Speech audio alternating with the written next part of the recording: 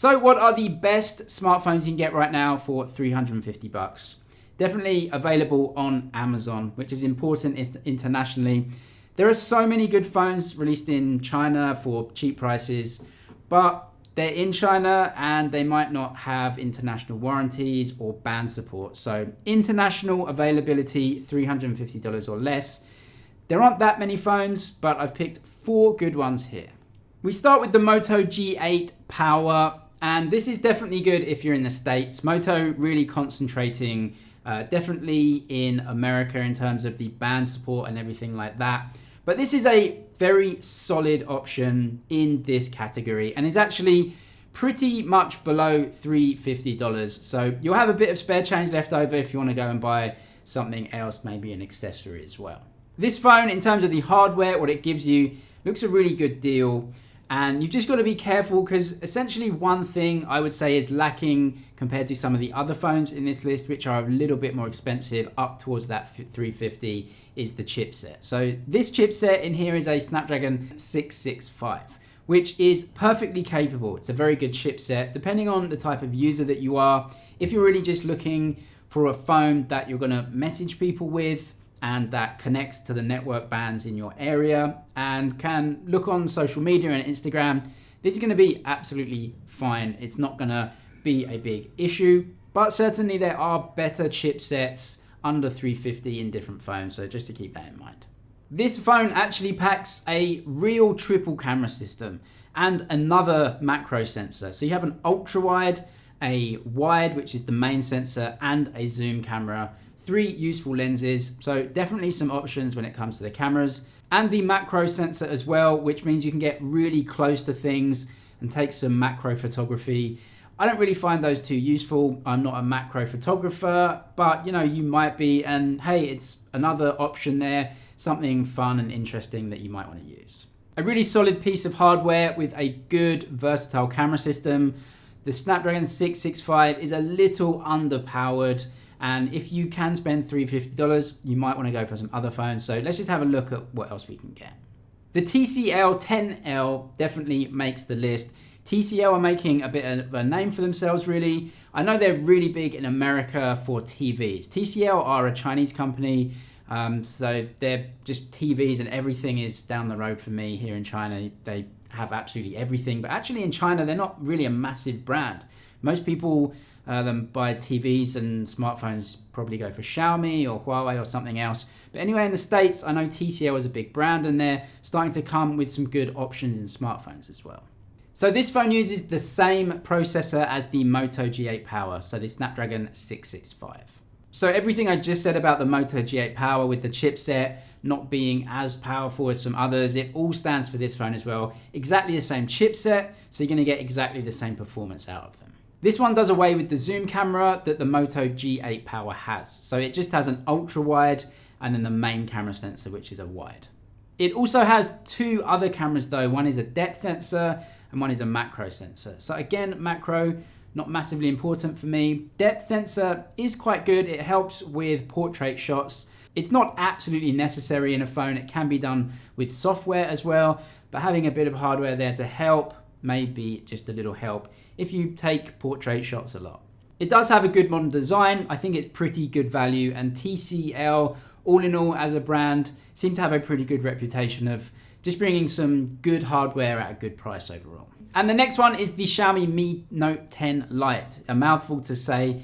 This is one of my favorite mid-range phones, to be honest, as a whole package. Now, if you're in the States or the UK maybe, and you want to buy a Xiaomi phone, just really be careful about does it support the bands in your area, and if you're buying an international phone, make sure that everything's legitimate and everything like that. But other than that, this phone, for a mid-range phone, especially in this price range, is just packing so many good features. Firstly, this has one of the best designs out of all these phones, or of any mid-range phone, even much more expensive ones.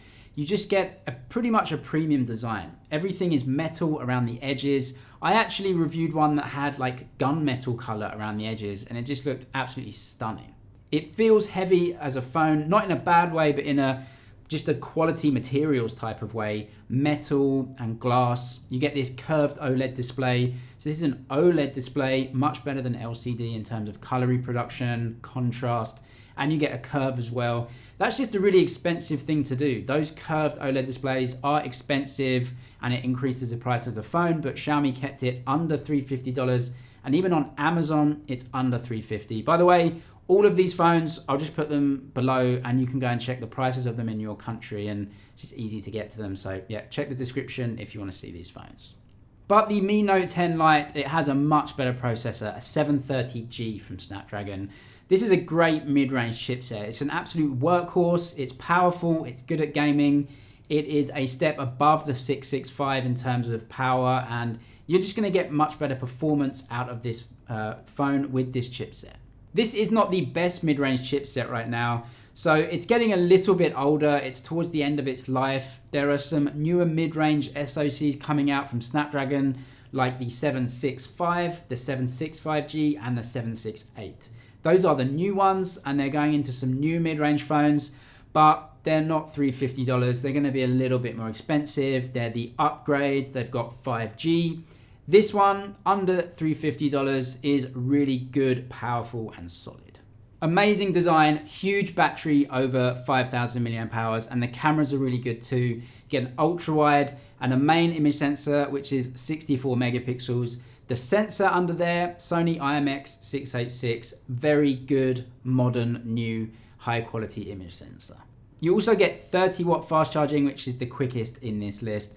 Xiaomi are really good at making budget and mid-range phones. They just pack them with specs, and not in a bad way either. Everything has its place here. Everything just works and is good, and bang for your buck just stands out as a great deal, even if you're buying it outside of China. The A71 is, I think, one of the most popular mid-range phones because it's just got everything in the right place. So you get a beautiful Samsung screen. They do make the best screens. It's not curved, but it is a fantastic, amazing quality Samsung AMOLED. You know, you're just getting the best screens when it comes to Samsung. You also get a really modern design with this. You get the hole punch in the middle instead of the notch. So it looks really like the S20 series in terms of that design. You get a main and an ultra-wide camera. They do add a depth and a macro sensor. But really, you look at the specs of the A71, you have one of the best quality screens for the price with a Samsung AMOLED. Good functional camera with an ultra-wide and a main, and then good charging at 25 watts and a decent sized battery as well. That's 4,500 milliamp hours. The chipset as well, very solid mid-range phone. Again, like I said, starting to get replaced a little bit, but those phones are more expensive. As mid-range phones go, especially $350, the A71 is one of the most popular, really, just because you have that brand trust with Samsung. You know it's going to work with all the brands internationally, and it's Samsung. You just know what you're getting. But in general, when it comes to phones around this price, I would definitely look at getting ones with the best chipset possible, because at this price, there are lots of bells and whistles that maybe you don't need. Manufacturers try and make their phone stand out by adding certain things like macros, depth sensors, things like this, maybe slightly faster charging or a slightly more modern design. But really, in this price range, it really is all about the chipset. Just try and get the best chipset possible, because that is the thing that powers the phone. And none of these chipsets are really high-end chipsets where you've got a lot of headroom.